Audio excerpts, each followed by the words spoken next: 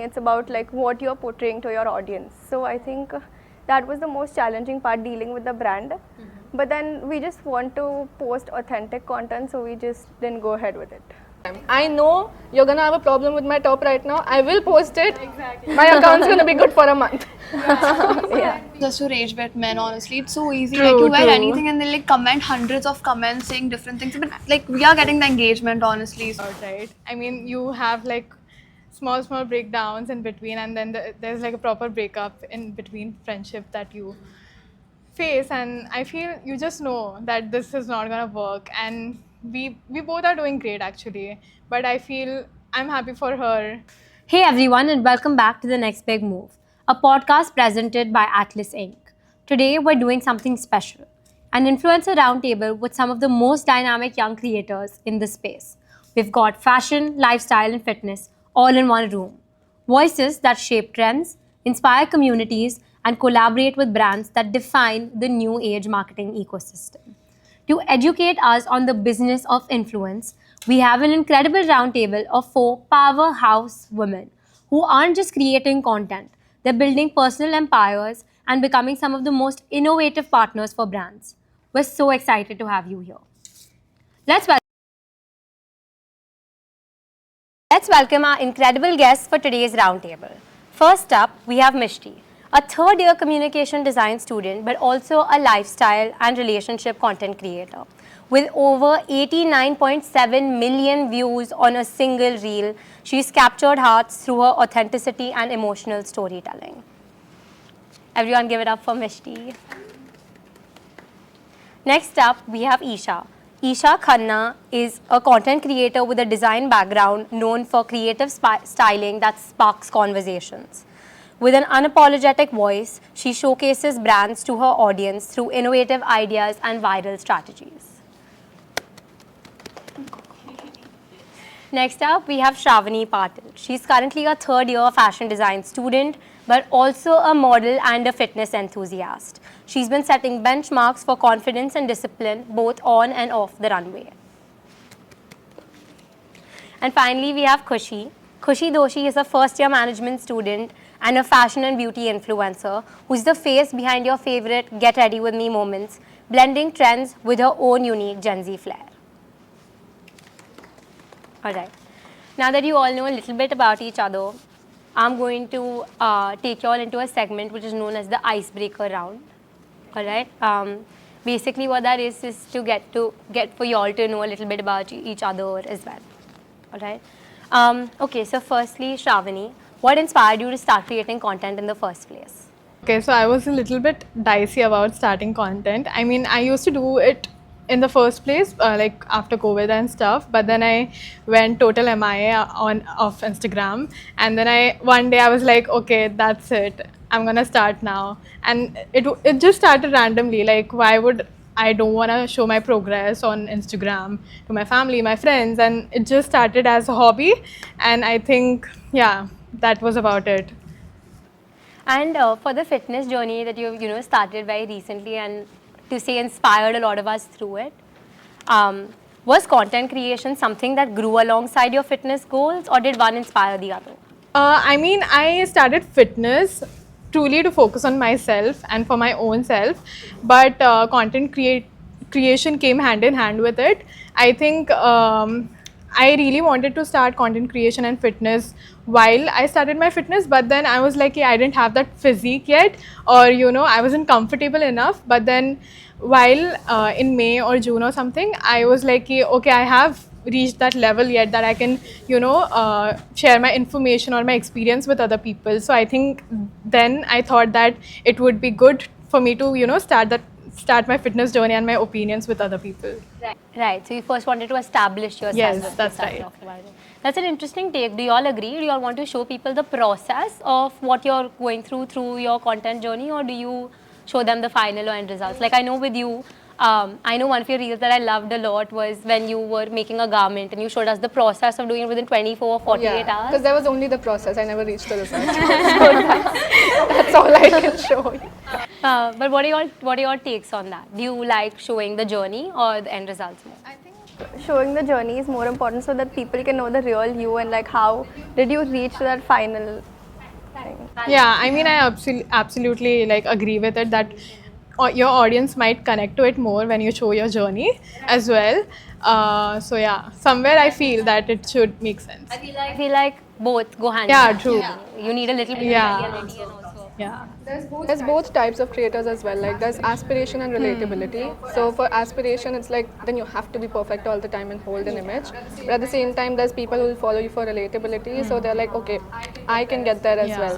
But there's people like there's where I wanna get. Yeah. So both. I mean, you're like still growing, right? I mean, I'm in that process even now. So you're always growing and glowing. So I mean, it's a process. It does come like hand in hand. Yeah. And like you talked about, either people are looking at you for aspiration or to maybe connect with you as an audience. Do you think you all have each found a niche, or do you? I mean, there are two logics to it, right? People that plan their content calendar ahead of schedule, and they know what they're going to be posting, and then there's the other type that I felt like shooting this and I shot it and I put it up. So which one would you say each of you are, if we could go in order? And second, do you think you all have picked a niche or chosen a niche, and do you think doing so is important? I think we do both. So like sometimes when there are like trends which are like really good, so we just like shoot it. We see some trend going on and we shoot it. And sometimes if we want to like we plan. So like we do an entire script, we conceptualize like what are we going to shoot. So it depends like on the trend and on the like ongoing things and what we want to do. And I think our niche, so we are a couple creator, but in that we are we do like a wide perspective of things. So we do comedy, dance trends. So it's like a mix of everything. That makes sense. Yeah. What about I think once you reach a certain stage, you do have to get used to planning as well. But the best kind of content comes when you can plan like a sort of framework and then let yourself be yourself once you're actually shooting. But it's a bad thing when you're working with brand deals because they will ask you for every single dialogue, every single what kind of a mistake are you going to make, let us know right away. But that's not always possible. Personally, for my content, it's always yapping, and the reels that do the best are where I make a mistake or like where something bad happens to me. I can't predict what bad thing's gonna happen to me. So it has to be a mix of things. So I think in the planning thing, you can see like what's trending right now, what kind of topics are important right now. But one thing I do not do at all is follow trends. It just doesn't work for my profile. So as long as you can keep like your voice authentic, but then play around with it, that's your niche. Earlier it used about the niche also. Earlier it used to be like, okay, you're either fashion or your beauty or your lifestyle or your tech. Now there's so many creators in niches as well that your niche is actually your personality. Like this is the kind of tone of my content. I can apply it to any niche. So I think that's how it's going. I think very well said. True. I feel I don't want to box myself into, the key, okay, I want to stick to makeup and just fitness. I think I want to explore everything and, want to grow my audience as per that. So I don't think that, I plan and stuff, but I feel that's very important when it comes to brand. And it's really important that you upload something that aligns with your profile or aligns with your interest so that you could connect well with your audience. So I feel that there's that. Yeah, I think that Yeah. makes a lot of sense. To build a family or a community. Yeah, exactly. Yeah. For me, honestly, like Ashley said that she doesn't want to be in a box. For me, it's like when ideas normally come like when I'm not at all thinking about social media. Like I'll just be sleeping or I'll like wake up and I'm like, oh, I want to make that. So I'm like, but that won't really go with what I would want to post on my content. But then I end up posting that and it goes viral. So for me, it's normally like I think about the ideas when I'm like, I never want to think about them and I make them and they end up going viral. And I feel like you are your own niche. Like you can just post yourself as your niche and it will work out if your content is, as she said, authentic. And if your reels have personality, honestly, they will reach out to the right audience and you will end up getting the attraction that you want. So, yeah. Talking about the reels and the reach, now I would like all of you to mention your most viral reel. Also, in terms of planning, did you all think that it would go as viral as it did? Like you talked about the mistake one, I remember I watched a reel of yours with the monkey in it. That's the one I Care to elaborate? So A lot of people don't know this, but it was a semi-planned reel. I knew that song Anxiety was trending at the time. I had already seen The Monkey, and I was there for a brand campaign, which by the way didn't even work out over there. I had to reshoot the brand campaign, but it did end up giving me a viral reel, so everything works out. But I was shooting with The Monkey, and I was plotting it to be like, okay, I'm gonna pretend like I'm just making a normal video, and when I turn, I'll react to the monkey. That's why when I stepped back, it was very graceful and intended. What I did not plan was the monkey would also follow me back, and I got really scared, and I fell on a table, and I broke a nail, and that's the picture I put at the end of the nail of a broken nail, and that got so many different responses. What are you wearing in the video? Is it a bra or a bralette? The national debate in India, whether it's underwear or shorts. Like, that's a whole vertical happening. Did the monkey give me rabies? That's another vertical happening. We didn't see the monkey bite you. You're clickbaiting us. That's another vertical happening. So it went to like, I think 14 million views. And it's Holi. I am ruining the culture of India by going to a pool party on Holi. That's another debate happening. So I knew it would go viral, but yeah, it was semi-planned. That's how I told you, like planning and letting bad things happen to you. Yeah, that makes sense.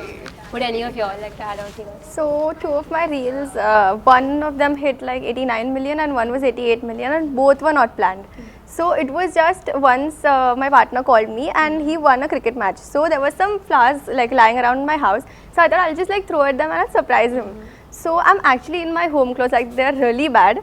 And I am just like, he's entering the door and he's not even like getting surprised, like he's not even happy. He's got scared when I threw those flowers at him, and that hit 89 million. So by that I got to know that no, like we didn't plan any trending audio, any script, anything. It was just like a very raw and real video.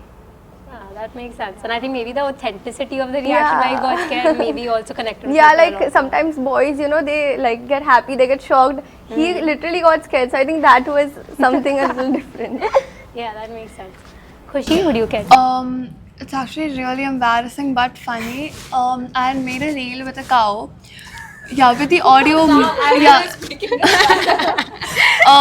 you know the song? That's a trend here. Do you know the song by Moo by Doja Cat? Yeah. So I made the reel with the cow, and that hit like a lot of views. I think around 10 million or something. And I was just dancing with the cow. Like I went to a cow shed and I was like dancing with her. And I was like, the camera was going on me and then her, and then people were like, ki, same debate. Honestly, they were like, ki, cow is a holy thing. How can you do that? And then some people were like laughing about it. And then I had worn like a top, like, and jeans, like casual clothes. Like, how can you wear a crop top to a cow shed? Like, what? Gau Mata. And I was like, okay. So yeah. So we clearly all face a lot of criticism then, if that's the case. And let's just get back to you about the most viral reel you've had. But also a follow-up question that I would like to ask you all after that would be, how do you deal with the hate then? Have you ever reconsidered that, are they right, am I wrong, or have you ever been angered by it? Have you ever thought about taking a voice against it? Or in general, what has the thought process been? But also, like, because what I'd like to highlight is all of y'all are very, very young. We're all students of Atlas Skill Tech University. I'm guessing none of you are older than the age of 22, 23. Which means that this is hate that you've had to deal with from a very, very young age. So I would like to ask how you all handle that after we get your response in the most viral. My most viral video, I think two of my reels. One of my reel, I think it had like 18 million, but it was just a basic video. Like I edited it very randomly. You know, while you apply for modeling agencies, how they ask for your basic vitals and your age and stuff. It was just a photo of me, of my body image, and my basic vitals, my height and my weight, whatever, that, and it just hit like, I reloaded and it hit like millions in days. So completely unplanned. Yeah, and the second one was like just me in a bodycon dress and like I'm flexing my muscles. So that was like very. So the behind the camera work here. Yeah, true. I think people don't like to watch content posted as content. Yeah. So the reels that you post that aren't like, you're not trying to say like, oh, this is my content, watch me. Those are the ones that go viral. And you'll also see a pattern through these reels. After a few of your reels go viral, you can actually see like, I know why this is going viral. Or I know like sometimes I'm gonna clickbait them, rage bait them. I do love doing that. Like you asked how we deal with the hate, rage bait. Use it against them. I know you're gonna have a problem with my top right now. I will post it. My account's gonna be good for a month. Just to rage bait men, honestly, it's so easy. True, like you wear true. anything and they like comment hundreds of comments saying different things. But like we are getting the engagement, honestly. So I mean, Turned it around, you all have used it in your favor, and that's incredible. to contrast though, like women, they be hyping so much in the comments, and then there's men, like they're always mad. I mean, in that comment section, men were like, "Why are you sharing your vitals? Abhi tailor ke paas bhej do kya ye measurements?" I'm like, "Bro, just swipe up if you don't enjoy it." Like, It's not just men. It's also women. Though. yeah, it's that's true, there are true. women. Alright, so I would like to move on to the next segment, which is basically let's talk about what the audience doesn't see, because we're getting into that now. Let's talk about the business of being an influencer, because behind every aesthetic reel or a perfect post, like you mentioned, there's a lot that goes behind it. There's strategy, there's discipline, and there's hustle. So moving on, I would like to ask you all, what's the most challenging brand collaboration? I know you all might not want to mention the brand names, but what's the most challenging brand collaboration, and what did it teach you about negotiation or creativity? Adding on to the fact that you're our Atlas students, and maybe was there something that maybe you learned from the courses itself that you could apply, or something that you believe should be a part of the courses that you've learned through it? So I think the most challenging brand, so it was not, we didn't actually go ahead with it, but it was a hair color brand, and I had my hair was blonde before and I wanted to go brown. So they gave me a options, and I chose that I wanted to do the brown one to just give a little bit of tint, and even their brand name would get showcased. So we shot the reel, and after I washed my hair, it turned out completely like jet black. Like as you can see right now, it doesn't even match my first. It didn't even match my normal hair. So I told them, but then they were not. There was a little bit of argument, but then we just said no, because we don't want to show our audience something that we actually don't believe in, or the product is bad. Right. So we just didn't go ahead. They were paying a huge amount, but it's not about the money, it's about what you're portraying to your audience. So I think that was the most challenging part, dealing with the brand.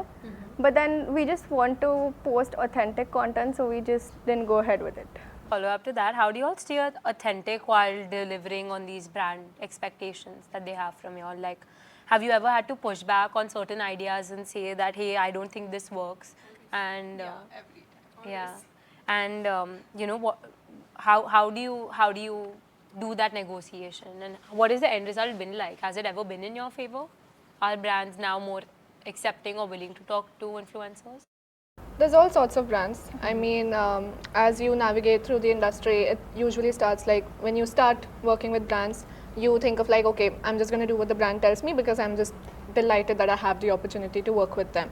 Then comes a point where you're like, okay, I have some value, I can, push back, negotiate, and you need to always, I personally have a set of things that I'm willing to do and a set of things that I'm not willing to do. And I'm not going to change the way I talk, I'm not going to use words that I find cringy or things like that.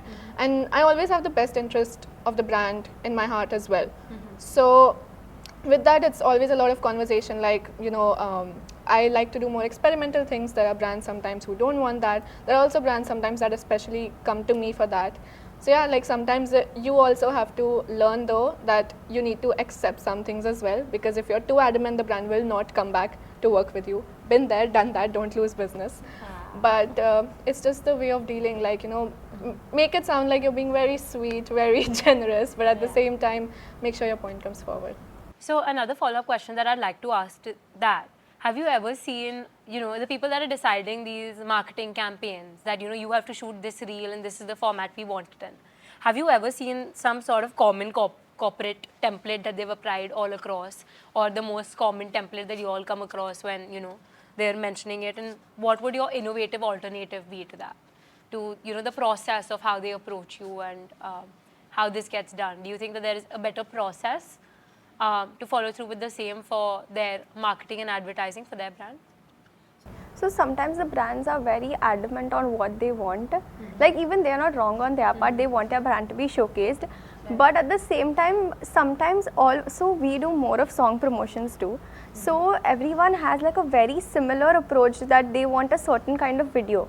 But of course, like if we keep posting the same kind of videos, then the audience even won't like it. And sometimes when we put forward our opinion that if we don't want that, then they are so like they want that thing, like that clips or those POVs that should be there.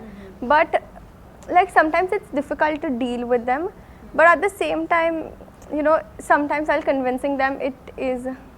It is a struggle. Yeah. I mean, I feel the biggest mistake I think I've done while starting out, I was just focusing on money, which is like while you're, you know, getting out there and starting this is like a really new thing, you know. I feel you should collaborate with every brand which aligns with your interests, I think, and not just focusing on money, but something that aligns with your interest and what you want to show to your audience. That is also equally as important. So, and it also gives you like some sort of exposure, right? So I think I just want to say that just don't focus on the money part, but then while you're starting out, explore everything and anything which comes to your way. A little fun twist to it. We say red flags and green flags.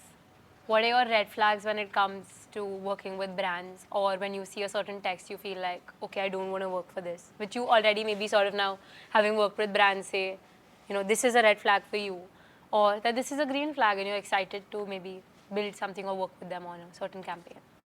A red flag would be lighten skin in 2 days, or like 65% blah blah blah in this that, all of those claims that you have to put, or like my dermat approved this and that. That would be a big red flag for me. Yeah. I think a green flag would be when a brand gives an open brief and lets you play with your creativity. Right. I think that's the biggest green flag. That makes sense. Even if a brand brings a very structured brief, but it makes sense to your profile, it looks like they've, you know, picked you according to the campaign. They've actually looked through 3 videos of you and then selected you.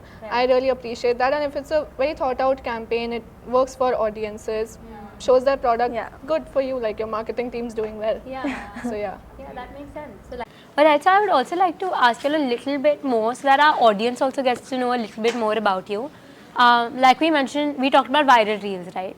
Let's also talk about what was that one reel or that one maybe community comment or anything of that sort that made you feel like, you know what, this is getting real. That was it a follower count? Was it a certain comment you got? What made you feel like, I want to keep doing this? It was definitely the follow account for me. I think I started like this year only. As I said before, I was total MIA of Instagram, and one day I just decided to post, and people actually liked my journey and my, you know, whatever I used to share. So I gained like 10K followers in like 2 weeks of span, two weeks of span time, and I feel that really hit me that okay, yeah, this is getting serious and I should really get into this. That's crazy. Yeah. But yeah, anyone else?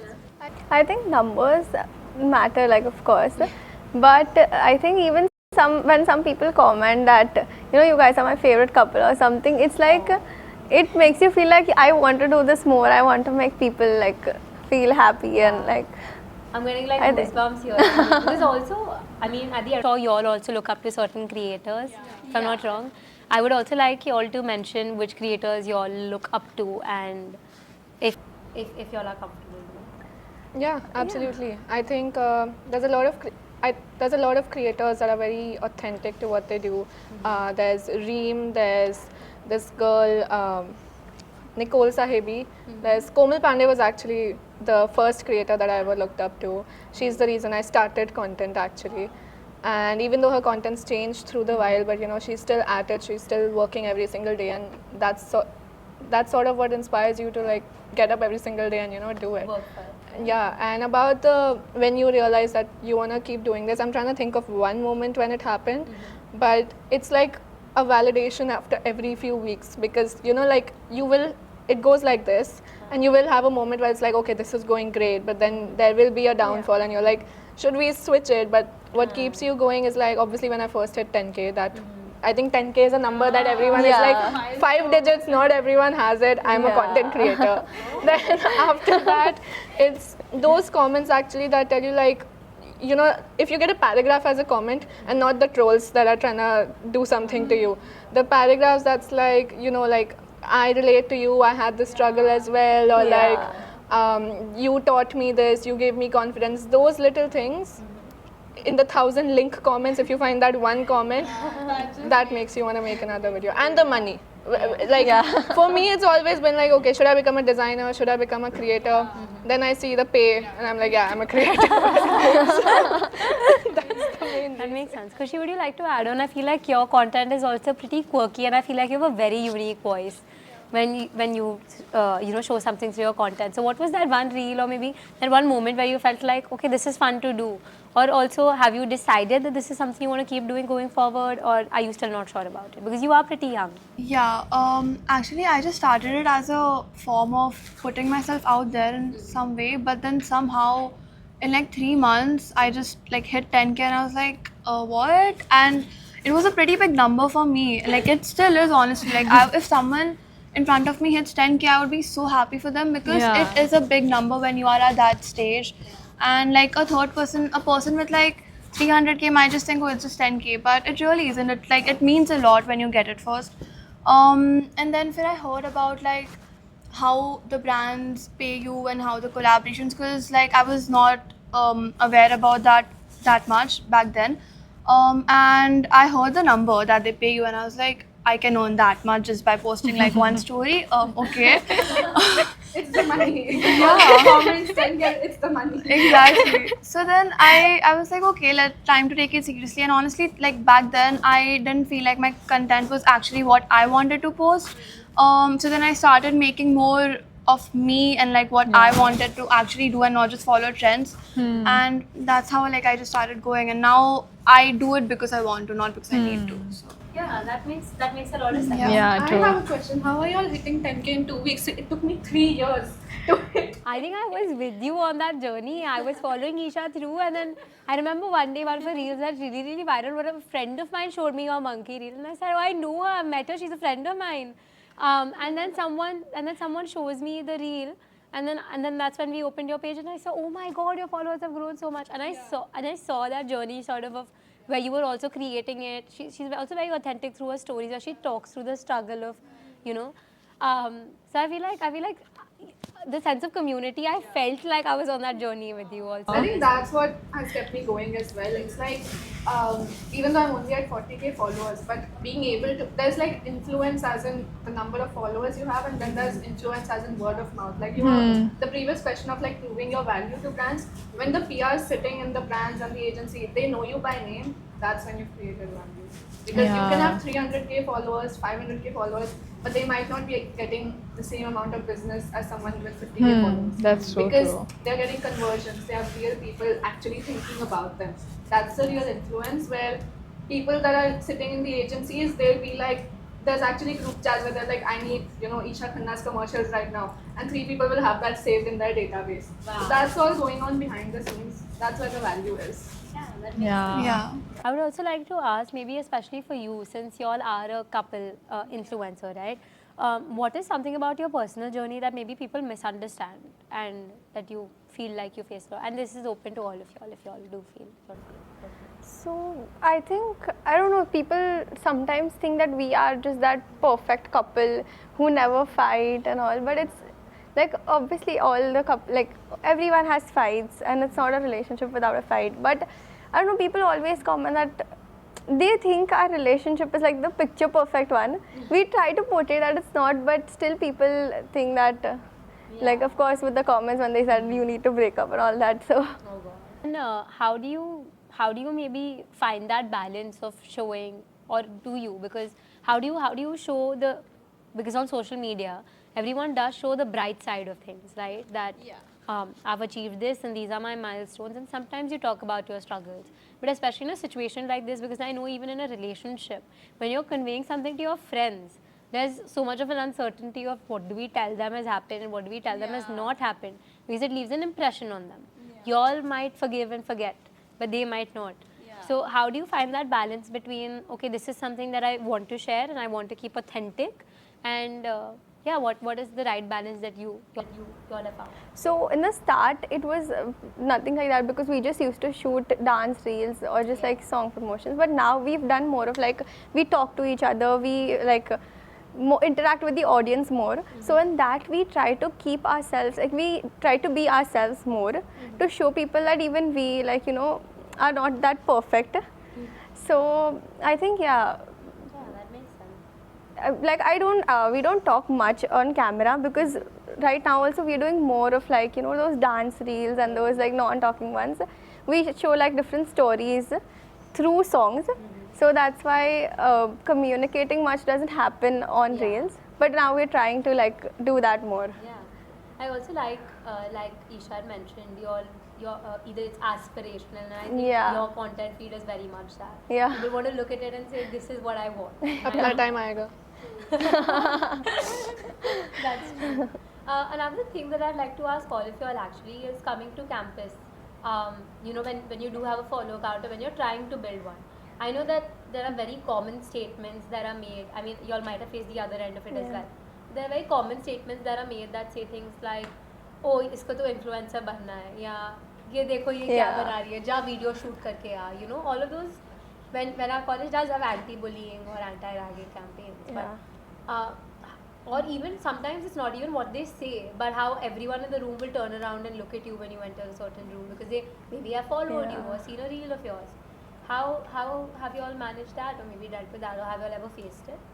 Yeah, I mean, if you are in the public eye, you obviously do get treated a little differently, but I love it. Like, I come in, everybody looks at me, that's exactly why I'm creating content. Yeah. That's exactly what I want. And but Actually. luckily enough, I think I've had a very slow growth, and I came in here with like 2K followers, 4K in a year, then 10K and all. But I always I had more influence in person than on Instagram. Like everyone would come up to me and like compliment my style or tell me, "Oh, I loved what you did there. I loved what you tried there." And I know, like I look back at my videos, even I would be like, "Ye kya kar rahi hai yaar?" So I'm sure that must be happening, but that's part of the journey. Whether or not it's college, it might be workplace for someone else, it might be like neighbors for someone else. So it's just part of it. But I think I've faced way more of back talking, like why is she always in heels, or like she looks like a pencil. Like these are the things that I've heard about myself. Yeah, but I think the content part of it has always been like a positive thing. Even a lot of my faculties cut me some slack because of it, so like thank you. Yeah, so like I think Yeah. but not everyone has the dedication to do that, but I mean, I would love to start it. No. Yeah, I mean there are people saying like you just post that for attention. Okay, yeah. What else? What else? I want attention. Come on.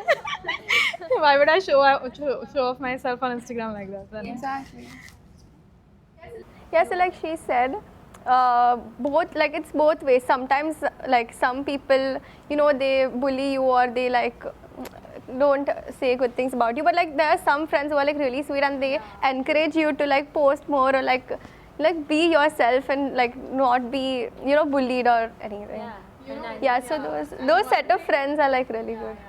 One thing I've realized is that you get to know your real friends when you Yeah, like start exactly. posting, Yeah. because they'll show if there's consistency, even while hyping up. Because I've heard from so many people that strangers, they clap more louder than their Yeah. own friends. Yeah, because sometimes people get jealous of the growth or something. Like you get to know the real people when you actually like. But it's are that also level. okay. People are different. Like I have had the same 3 friends since 4 years. I still live with them. My roommate has never liked any of my reels. We live together. I know her breakfast, lunch, dinner order, but she will never like my reel. And there's strangers that I don't know, are very distant friends that'll comment like 3 comments on every reel. Yeah. But that doesn't mean she's not my friend. So I think there's people who are different.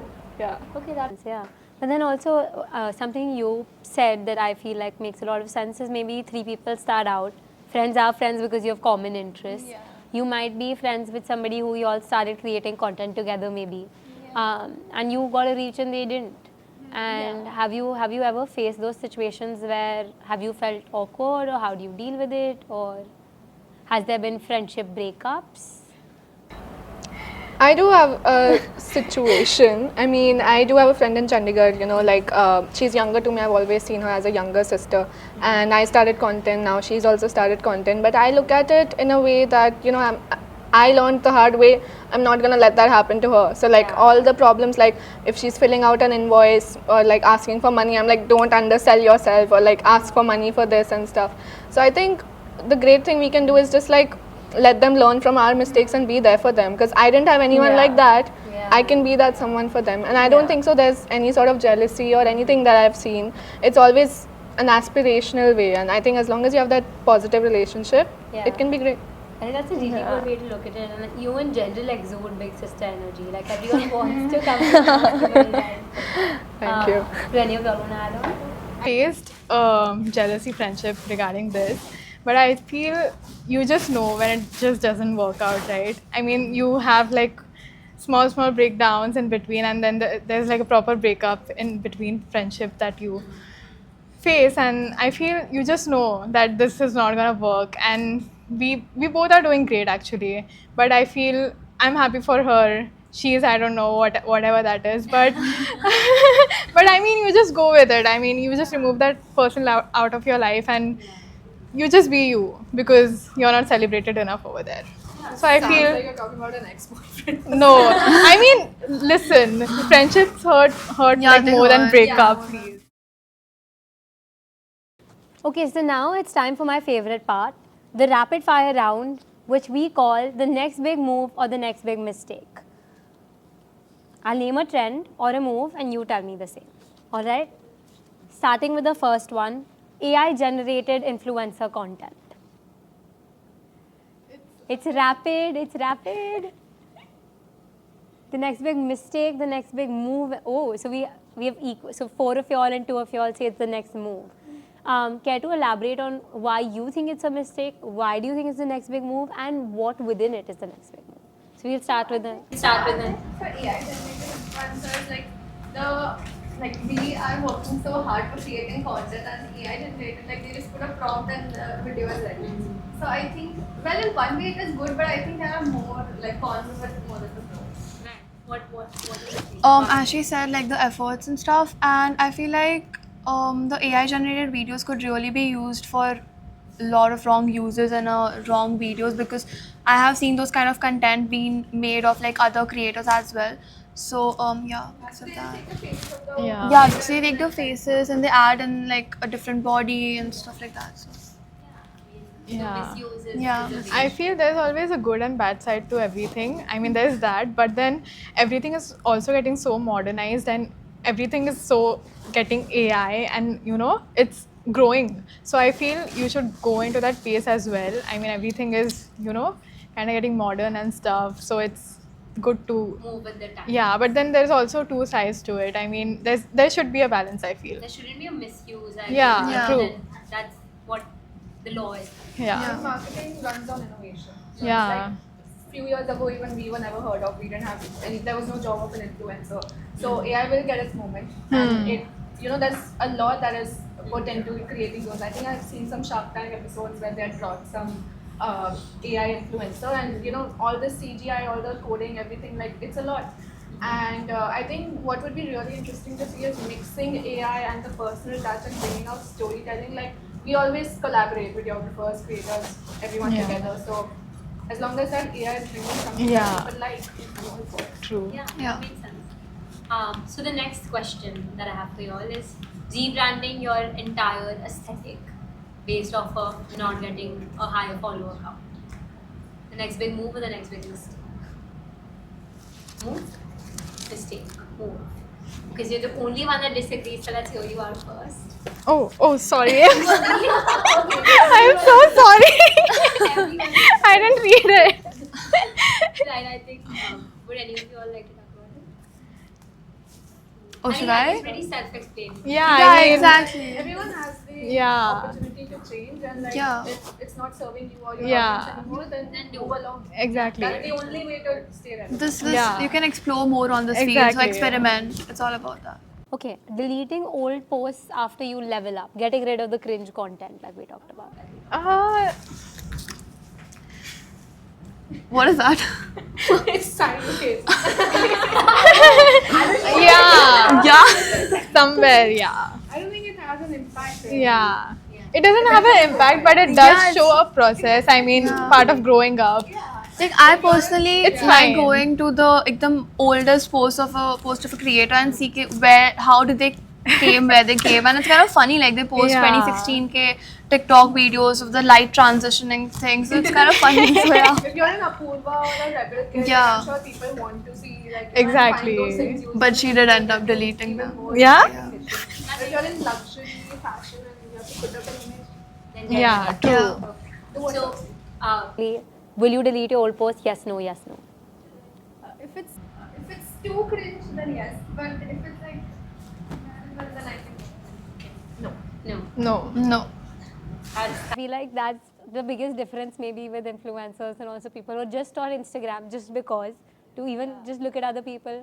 I've seen people that will get rid of their whole content feed because now I'm a new person and now they want to rebrand. But yeah, you're right. Okay, fourth rapid fire question. Vlogging your college or daily routine. Next big move, next big mistake. Next big move. Everyone agrees. Okay. Launching your own brand or product line. Yeah. Also, do you all have any ideas? Can we get a little bit of what you're thinking? Is something cooking? What are your next big moves that you all are planning maybe? Or thinking about?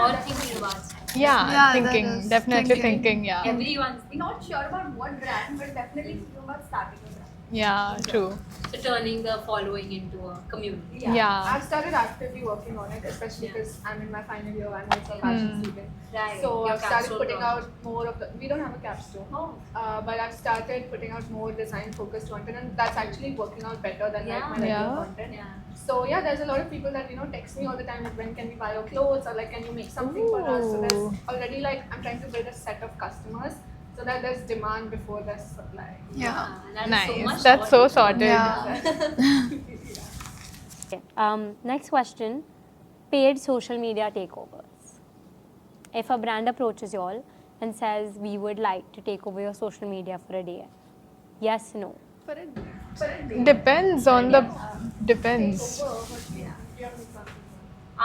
Okay, for example, it's a Lancome beauty brand, and or maybe if there's a creator swap, say the four of y'all are trying to grow your reach or your following, and y'all decide to have a creator swap where y'all are posting for the other person.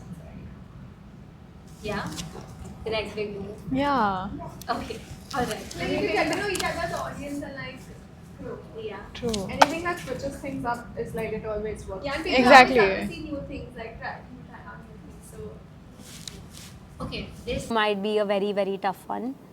Signing long-term exclusive brand deals. Can you like elaborate? Okay, you become a Maybelline partner, and now you can't. In all of your get ready with me is you can only use Maybelline products. Next big move.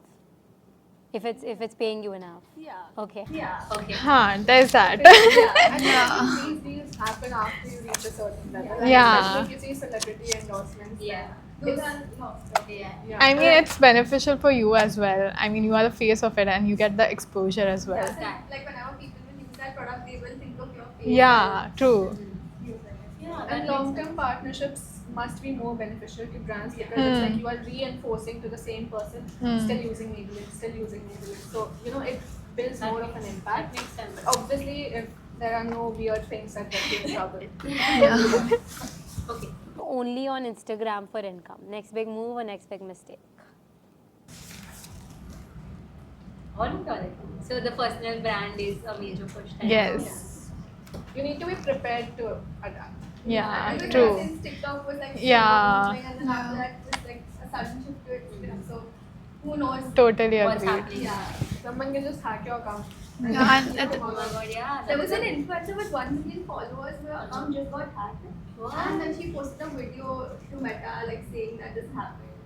Gosh. It's Oh my actually God. a big fear. Sometimes I think like I am putting all my eggs in one basket, and because right now I am, and it's like what if tomorrow somebody takes away my account? Not like I matter that much right now, but like still that could happen. I mean, you all still But matter. then Honestly, you all I still still matter. think of it in a way that one thing, have I built influence beyond just the numbers that follow me? If people actually remember me they'll come back to me. And I'm Yeah. not afraid of starting from scratch, you know. Because I anyway took 3 years to reach to 10K, I can do it alone. And the other thing being like, it's a paranoia in every creator's head. But then at the end of the day, you could have a factory that catches a fire. And tomorrow it's all done. So just because it's digital, why worry more? Yeah, that's a very interesting take. Podcast or personal newsletter? The next big move or the next big mistake? Really? Really? I was hoping you all don't say the other one. That would have been really, really embarrassing. All Should I right. mess with you? Answers, thank you so much. Bold takes all around, whether it's the next big move or the next big mistake. What matters to us and in this podcast is that you're making a move. That's what this podcast is basically all about. But before we sign off, I want each of you to answer this one line. Isha already spoke about it. But what is your next big move? Next big move. I think starting a practical show.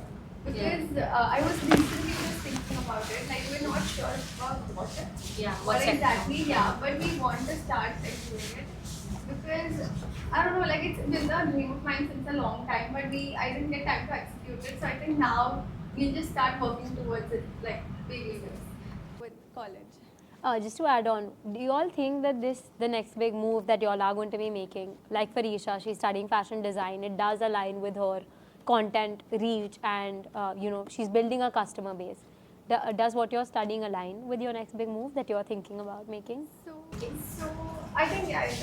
Yeah. So I'm not yet sure, so I'm not like 100% certain. Yeah. That makes sense. I mean, definitely, since I'm in my third year and next year is like my final year, I feel it's really important to put off my own brand and my own voice. So I am thinking of, designing clothes and stuff, and I model for them as well, since I'm a model. So I could just use both of my, talent in that own thing. And that's, I think, my next big move. I'm really hoping forward to, work for it. And we would love to get something from you all. Maybe a collaboration with the two of you all together. That would Yeah. Done. Done. You might not get an outcome, but For me, for the starters, I am planning on starting a business pretty soon. We are like planning on it, and it does align with my thing. I'm doing management, I'm doing business, so I am learning a lot about it. So hopefully by the time I graduate, I do have a stable idea at least, which I can just create. And otherwise, in terms of social media, I really want to build a community in the next like 1-2 years at least, because right now I don't really have a community which, like as they said, that I can engage with. So yeah, those are my big moves. Thank you all for joining today's roundtable. It's been an incredible journey learning how each one of you approach creativity, authenticity, and growth in your own way. This was The Next Big Move, where we explore the ideas, people, and stories shaping tomorrow. Until next time, keep creating, keep evolving, and keep making your next move. Please like, comment, share, and subscribe if you enjoyed the podcast, and let us know your comments on the same. Thank you.